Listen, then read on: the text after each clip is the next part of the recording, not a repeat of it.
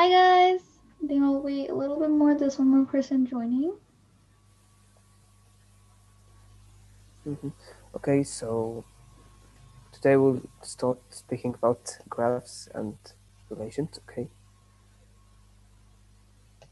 So there is just a theorem that we need to know in order to be able to proceed. That is, if we have two sets or two classes, the first containing the two elements x and y, the second a and b. If I say that these two classes are equivalent, then x equals a and y equals a, or x equals a and y equals b. Okay. And of course here b and a can be replaced, so I can say x equals b and y equals b, or x equals b and y equals a. So because a and b are here just arbitrary letters or arbitrary symbols. So that is the first theorem we'll start with. Okay. So in order to prove it, we'll have to assume two cases. First, that the case that x equals y and the case that x is not equal to y. Okay. So in the first case, when x equals to y, and if I have that these two classes are equivalent, then I know that since a then I know that since a belongs to a and the class of a and b, and these two classes are equivalent, then a belongs to the class of x and y. So that is the definition of two classes to be equal. Okay, which would imply that a equals x or that a equals y. Okay, but already x and y are equal. So in both cases, a and x and y will be all equivalent. And this would, and same thing can go for b. So I can say that since b belongs to x and y, and this would imply that b equals x or b equals y, and in all cases b would be equal to x and y. And so this would prove that b, x, y, and a are all equivalent. Okay, so this is the first case. Now the second case, if x is not equivalent to y. Okay, so now again start. I have the basic premise, or what I'm trying to proceed from, is that I have these two classes are equivalent. Now I know that x equals a or that x equals b, since these two classes are equal. So I will assume first that x equals a. So these are two separate cases, and I will proceed with each of them. If I have that x equals a, then I know that the first thing I know for sure that x equals a. So this is my assumption, and I know that y equals a or y equals b. Okay, so that's just from the equivalence of these two classes. I know that y is equivalent to one of these. Okay. I also know that x is not equal to a. So that is the assumption that I'm assuming in the first place. So we dealt with the case when x was equivalent to y. Now we are in the case when they are not equivalent. So now I know these three things: x equals a, y is either equal to a or equal to b, and x is not equal to y. Then now from these three, I can say that y equals b. Same thing goes for x equals b. So I can just replace all the a's with b, and we will eventually reach the same conclusion. Okay, so the next thing we'll talk about are ordered pairs. So first, we know that from the algebra that we learned at school, we know that in order to say that these two ordered pairs are equal, we say that a equals c and b equals c. Okay, so the ordered pairs, in the ordered pairs, the order matters. The order matters of which comes first. So a the ordered pair of ab is not the same as the ordered pair of ba. Okay, but we do not want to include the new definition of order. Okay, as we are building a new axiomatic system, we do not want to use undefined notions or intuitional notions. So like the term order. Okay, so we want to define this ordered pair in terms of the classes and sets. So the new definition we'll be dealing with when I say the ordered pair of A and B, what I'm saying is it's the class of these two classes, the class of A and the class of A and B. Okay. So now what I want to prove that by this definition, like using this definition, I can reach the same conclusion that the ordered A, if I have two ordered pairs that are equivalent, then the first element equals the first, and the second element equals the second. So I want to make sure that this new definition gives me the same result. Okay, so that's again what we are going to try and prove. So this is what we are requiring to prove, that given our new definition, that if these two ordered pairs are equivalent, then A equals C and B equals D. So you cannot have A equal D, or unless of course all are equal. So what we have as given is that if you have this ordered pair, then it's equivalent to this class. So that's its definition. And I also have this as given. So I have that these two classes are equal. these two ordered pairs are equivalent, or these two classes are equivalent. So actually, when we're talking about ordered pairs, we're now talking about classes also. So we are defining ordered pairs in terms of classes. Okay, so first, we know from the previous theorem that that in order to have these two classes to be equivalent, from the last theorem, we know that it's either A equals C and AB equals CD, or A equals CD and AB equals C. So these are the two cases that we we learned about in the previous theorem. Okay. So I will first start assuming that A equals C and that the class of AB equals the class of CD. Okay. So here it follows from this directly that A equals C. So if I have the class of A equals the class of C, then I have that A equals C. Okay. And then now I have that from the previous theorem, if I have these two classes to be equivalent, then I have A equals C and B equals D, or A equals D and B equals C. Okay. So that's again reapplying the Walmart theorem that we used. Okay. So now I'm going to let A equal C and B equal D, then that's actually what I'm trying to prove, that A equals C and B equal D. And so in this case, the theorem is already proven. If I let A equal D and B equal C, I will have that A equal B equals C equal D. So why? Because I know that A equals C. So now I have that A equals C and that A equals D. Okay, and I have that now B equals C. So in this case, all will be equivalent. And this is also a special case of what we are proving. We want to prove that A equals C and B equals D, and this is included in here. If all are equivalent, then A would be equal to C and B would be equivalent to D. Of course, also as usual, if something does not make any sense, you can put in the chat.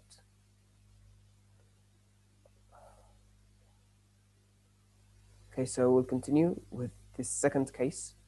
So the first case that we discussed is that A equals C and AB equals CD. Now we'll discuss the opposite, that A equals CD and AB equals C. Okay, so that's what I'm going to assume. So okay, so proceeding from here, I can say that since these two classes are equal to each other, then I can say that since C belongs to this class, then it must also belong to this class. So this is again the definition of equivalence. So from this, I can say that C equals A. I can say the same thing also for D. Since D belongs to the class of CD, then D belongs to the class of A, so D equals A. Applying the same logic into this second case, I know that since A belongs to the class of AB, then A belongs to the class of C, so A equals C. Same thing can go also for B, so I can at last conclude that C equals A, D equals A equals C, and B equals C, which mean that all of them are equivalent, which again proves our theorem. Okay. So before proceeding, if there's any problem, please leave it in the chat, or if you want me to re-explain something. Okay. So for the examples, these two ordered pairs are equivalent to each other. So the first element is the same as the first, the second element is the same as the second. These two ordered pairs are also equivalent. So this is the case where A, B, C, and D are all equivalent to each other. These two ordered pairs are not equivalent. So here I just swapped them. So the ordered pair of 1 and 2 is not the same as the ordered pair of 2 and 1.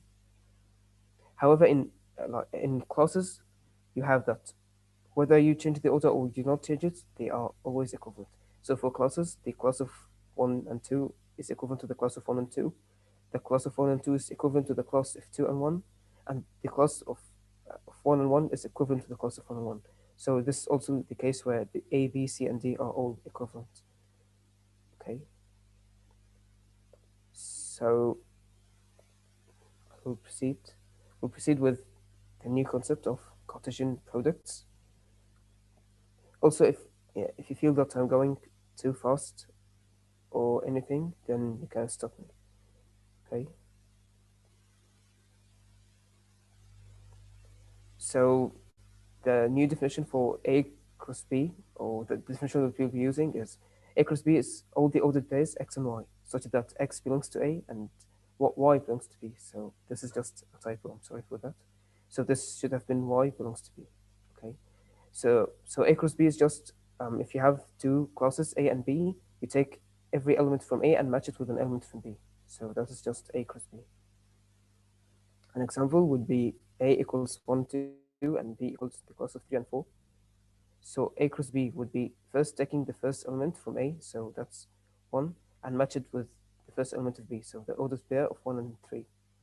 Then taking the first element also and match it with the second element, so 1 and 4, and doing the same thing for the second element, which is 2. So overall, the A cross B would be the class of these ordered pairs 1, 3, 1, 4, 2, 3, and 2, 4. Okay. So also, of course, A cross B is not the same as B cross A because B cross A would be the reverse of the ordered pairs.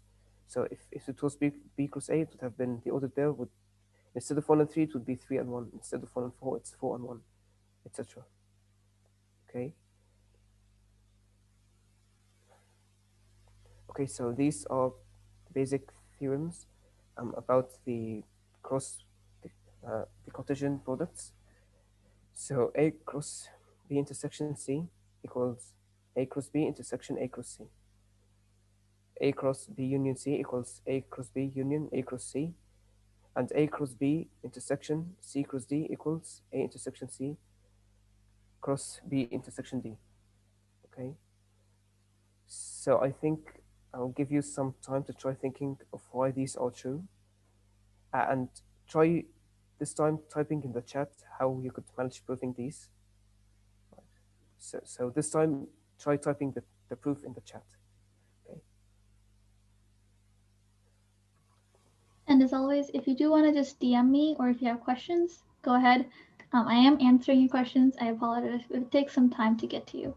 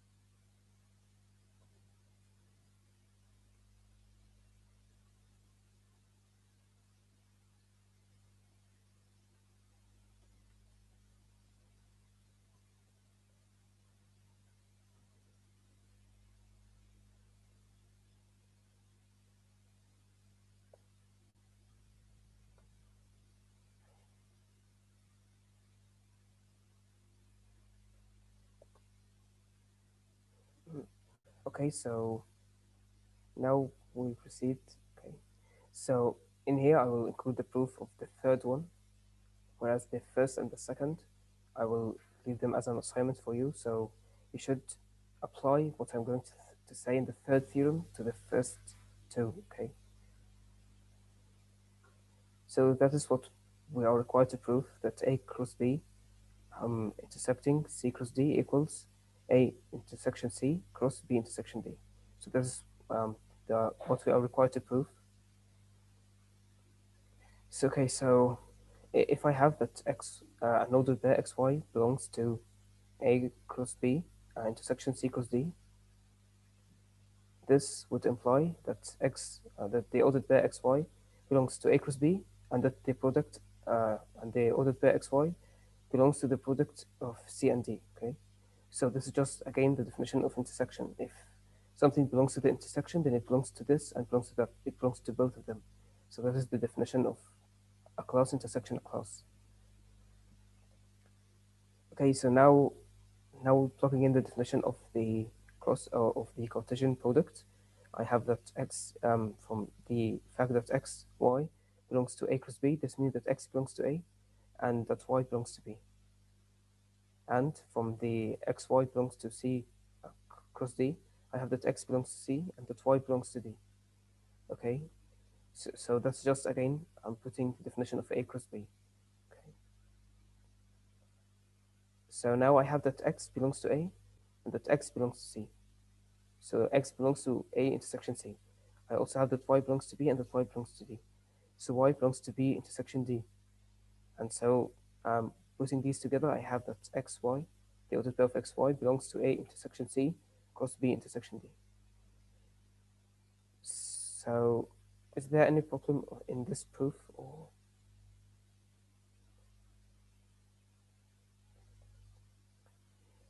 okay, so that last step just comes from the fact that if x belongs to A intersection C and that y belongs to B intersection D, then this ordered pair belongs to the cross of these two. So that's just again, if you can do the same by working backwards. So if I start at this stage, I know that x belongs to A intersection C and that y belongs to B intersection D, and then I can proceed backwards to reach the same conclusion. So that is why both are equal. If I start with this assumption, I can prove the first. And if I start with the first, I can reach the second one. So if I assume that this first statement is true, that A cross B intersection C cross D is true, then I can prove that A intersection C cross B intersection D is true. And if I start from the opposite side, so if I start assuming that A intersection C cross B intersection D is true, so if I start assuming that there is some element that belongs to this, I can work backwards and prove that that ordered pair or that element belongs to A cross B intersection C cross D. So I hope that this proof makes sense until now. Okay, so in order to represent these, like when we wanted to represent classes and sets, we used what we called a Venn diagram or a Venn Euler diagram. So in order to represent the Cartesian products, we're going to use a coordinate diagram. So this looks similar to the XY axis that we have, but first we are dealing in only one quadrant. So you can notice that we do not extend the quadrants further than that. And so this y here represents B, so that part, and that other part here represents A. Okay, so the rectangle enclosed by B and A. So if you assume, so you have this B, you make it a side of a rectangle, and you have the A another side of rectangle. So the enclosed part represents A cross B. Okay, so for a more complicated example, you have here A and C. So you have that this common area is A intersection C. And if you have here B and D, you have this common part is B intersection D. So to get the cross product of B intersection D and A intersection C, you'll take only this part. So it will be this area here. So this is just how to visualize the two theorems that we are speaking of. So this is A cross B intersection C cross D equals A intersection C cross B intersection D. So this is how we visualize it. So this is A intersection C cross B intersection D. Uh, So that is how we represent things. So this is just the equivalent of the Venn Euler diagram for classes. We just are using another method, the coordinate diagrams for visualizing cross points. Okay. Be talking of is graphs. Wait, Aamen, can you repeat the last like couple So a seconds? graph I are think just your connection.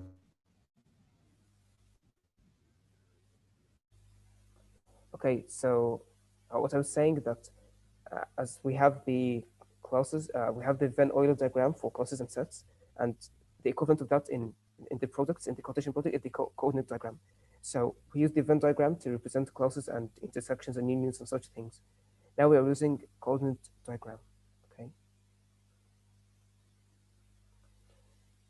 So now we'll talk about graphs. So a graph is just a class of ordered pairs, any class of ordered pairs. Okay. So you can also notice from that that it's a subclass of U across U. So U, of course, is the universal class or the class of all elements. So all the elements are included in U. Okay, so obviously U cross U would be the class of all ordered pairs.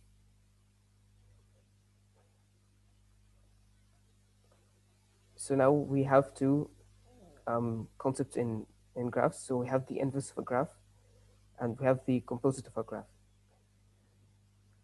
So going through the definitions, so the inverse of a graph would be the ordered pair yx if you have that xy belongs to G.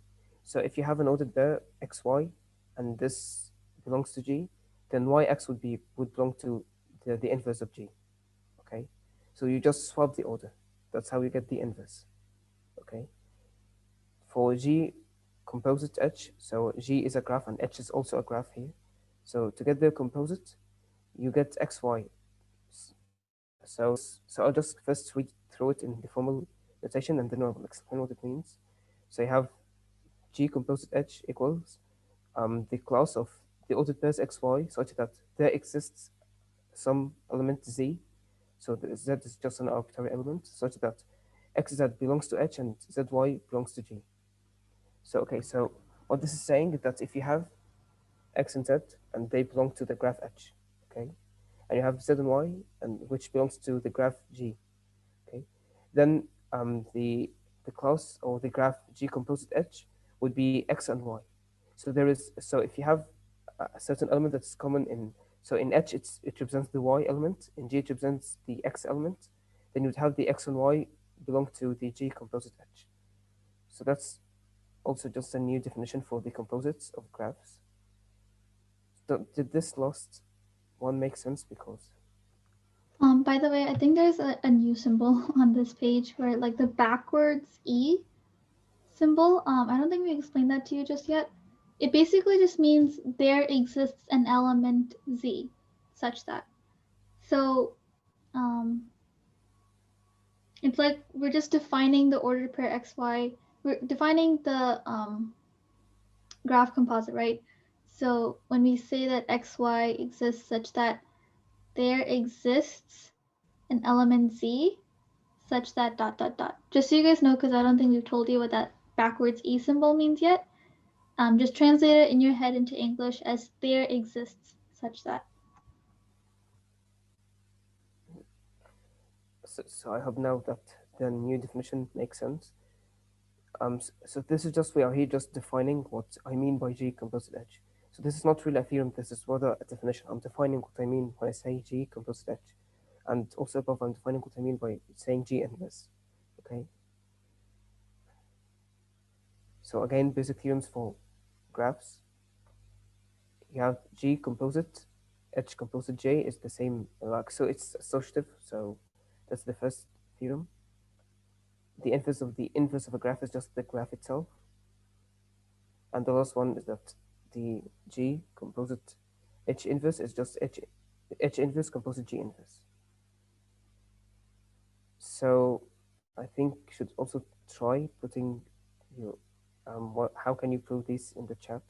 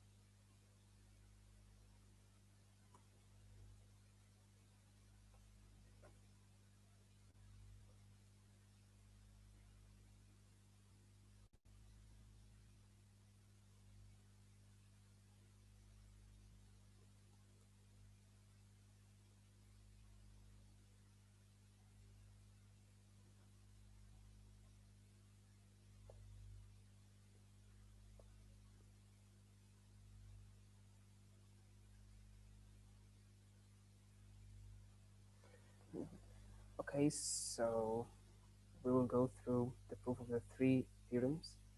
So this is just the first one. So G composite H composite J equals G composite H composite J. Okay, so just the associative property. So okay, so if you have XY belongs to G composite H composite J, so this is just an order pair belong to a certain graph, then by definition you have that there exists an element Z such that XZ belongs to J and Z and ZY belongs to G composite H. Okay, so this is also again just plugging in the definition of what it means to have a composite. Okay, so what's happening here is that I'm dealing with G composite H as a graph and with J as a graph. Okay, so I'm dealing with G composite H as one graph for now, because of course the composite of a graph is just one graph. So for now I'm dealing with G composite H as a graph and J as a graph alone, and then I'm applying the definition of composite to it. So I'm saying that X, Y belonging to this composite of three graphs implies that there exists some element Z such that X and Z belongs to J and Z and Y belong to G composite H. Okay, then I'm going to apply the definition of the composite to G and H now. Okay, so now I have these G and H and I'm going to apply the definition of a composite to them. So now I will just assume an arbitrary element, let's call it W. So there exists W and there exists Z. So such that first XZ belongs to J. So this is just the same as we said before. I did not add any new condition to J. J is as it is. And ZW belongs to H and WY belongs to G. So now I applied the definition of composites to G and H. Okay. So at first, so in the beginning, I applied it to J as a graph and G composite H as a graph. Now I'm applying the definition of the composite to G and H. So this gives me that second statement. Okay, so this would imply that there exists a W such that XW belongs to H composite J and WY belongs to G. Okay, so now I'm going through like the going through the definition but backwards. So like before we said that if you have like the X if you have the XZ belong to J and ZY belongs to H, then I know that I have XW belong to H composite J. So this is just again going through the definition but backwards this time. And W and you have that WY belongs to G, so I got it back as it was in the second step. And that's actually what we are trying to prove. So logging the definition of the composites for the last time, I have that XY belongs to G composite, opening the brackets, H composite J. So basically all I'm doing here is just applying the definition, once then applying it again, then applying it again, then applying it again. So I'm just expanding by using the definition. So that's the method that we'll be almost always using in proving theorems, in set theory especially. We'll be just plugging in definitions, okay? And also in set theory, when you are trying to prove, you do not have to keep all the proof in your mind at the same time. You just have to work through each step by step, and you'll eventually reach the conclusion, okay? So I hope that the first proof does not have any problem up until now. So for the second one, if you have that XY belongs to G inverse inverse, then by the definition of the inverse, YX would belong to G inverse, okay? So this is now I'm applying the definition of the inverse to G inverse. Okay, or simply call G inverse H. So now if I have that XY belongs to H inverse, then YX belongs to H, okay? And H, this is just and substituting for H, I have that's G inverse, okay? So if I have YX belong to G inverse, then XY will belong to G. So this is again just plugging in the definition of the inverse twice in a row. Okay, so I hope that for now there's no problem. And the last one is if you have XY belong to G composite H all inverse. Okay, so based on that, I can now apply the definition of the inverse. So this would mean that YX belongs to G composite H. So that's just applying the definition of the inverse to the whole thing, okay? then I can proceed further applying the definition of the composite. So by applying the definition of the composite, I'm saying there exists a Z such that YZ belongs to H and ZX belongs to G. So this is just applying the definition of the composite. Then I will apply again the definition of the inverse. So now I know that there exists Z such that XZ belongs to G inverse and ZY belongs to H inverse. So if you look at the G, it had Z and X. If you look at the G inverse, it had X and Z. So this is just applying the definition of the inverse. Same thing for H. H had Y and Z. Now it has Z. H inverse has Z and Y. Okay? So now, for the last time, putting in the definition of the composite, I have now that XY belongs to H inverse composite G inverse. But one thing also to notice that between the brackets you have G composite H. After that you have H inverse composite G inverse. So the order of G and H swapped, okay? So it's not that G composite H all inverse equals G inverse composite H inverse. But you have to swap the order of the two. Okay, so I hope that these proofs made sense.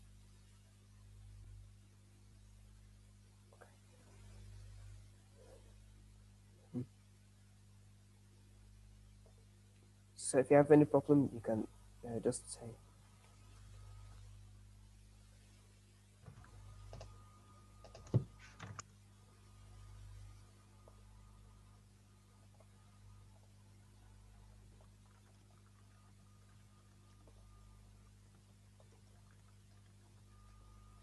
Okay, so now we have just few exercises. Okay, so I think you can go on and try going through these, I guess. So these are all just like, so this question just an MCQ question. So just type in the chat A, B, C, or D.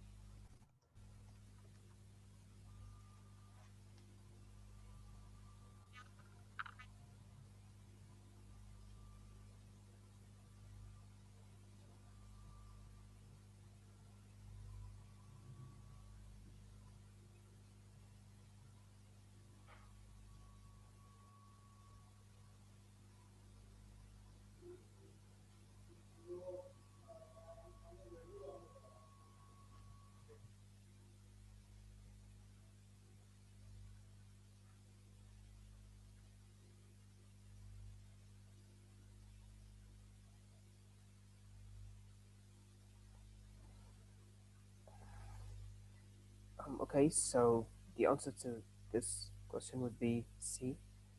So if you notice first, you'll notice that I'm taking every element of A and putting it as the first element. So now you can already see that it's a Cartesian product, okay? So you can see that here the elements of A are A and B, okay? So you can find A, and B, B. So I think you can already get the idea that it's a product, it's some sort of product. So you can cancel out A and B. So if you look at the things, the second element in the ordered pair, you'll find C, D, and E, which resembles the exact elements of B union C. So in order to approach this, I would, since you have B union C and B intersection C, so you can try writing them down. You'll find that B union C is just C, D, and E. Okay, so this would be B union C, the elements C, D, and E. Okay, so A cross B union C would be the cross of AB cross C, D, and E. Okay, so that would be just AC, AD, AE, and BC, BD, BE. So so you just have to take the union of these two and then take the cross product and find that it gives you the exact same answer here. So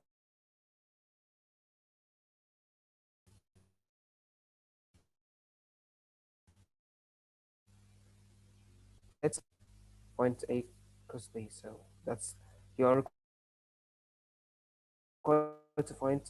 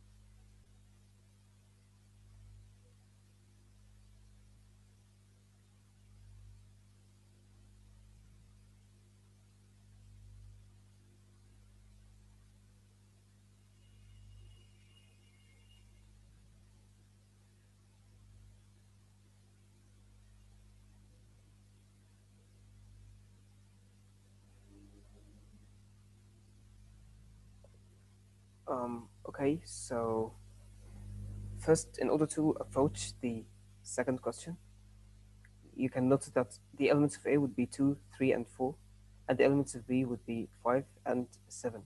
Okay, so now you have both the elements of A and B, and based on that you can find A cross B. So the missing elements would be 2, 7, 3, 5, and 4, 5. Okay, so and this would give you a total of 6 elements. So now we have 2, 5, and 2, 7, 3, 5, and 3, 7, 4, 5, and 4, 7. Okay, so because the elements of B would be 5 and 7, and the elements of A, 2, 3, and 4. So that's just how to solve the second question. For the third one, so A cross B would have the number of elements of A multiplied by the number of elements of B. B cross C would have the number of elements of in C multiplied by the number of elements in B. Okay, so that's the first part. So A cross B would have 20 elements, and B cross C would have 12 elements. So that's the first thing you have to do. And then you want the union of these two, okay? So first you know that there are no common elements between these two classes that you get. So there are no common elements between A cross B and B cross C, okay? So there is no common element. So you just add all the elements up to get the total number. So we'll just add these two up. So we'll add 20 to 12. which would be just 32.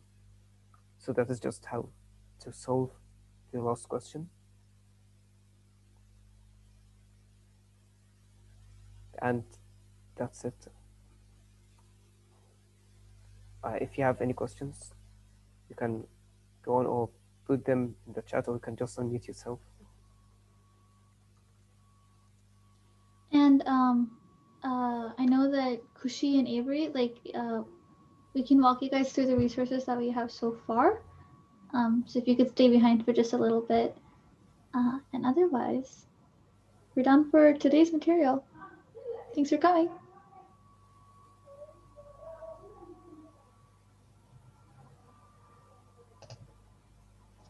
Hi, Haley.